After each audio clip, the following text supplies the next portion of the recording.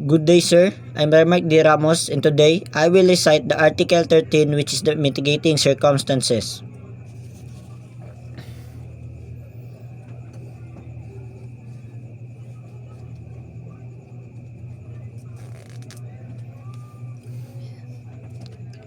Paragraph 1. Those mentioned in the preceding chapter, when all the requisites are necessary to justify or exempt from criminal liability in the respective case are not attendant. Paragraph 2. That the offender is under 18 years of age of 70 years. In the case of the minor, he shall be proceeded against in accordance with the provisions of Article 80. Paragraph 3. That the offender had no intention to commit so grave wrong as that committed. Paragraph 4. That sufficient provocation or threat on the part of the offended party immediately preceded the act. Paragraph 5. That the act was committed in the immediate vindication of a grave offense to the one committing the felony or delito, his spouse, ascendants, or relatives by affinity within the same degrees.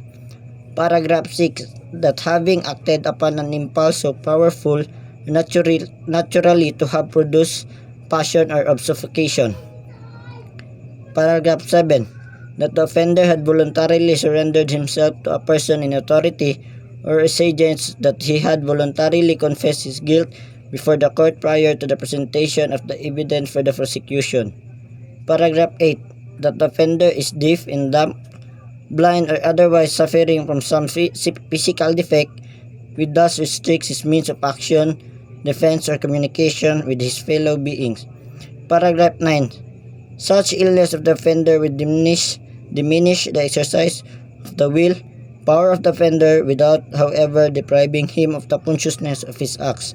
Paragraph 10. And finally, any other circumstances of a similar nature and analogous to those above mentioned.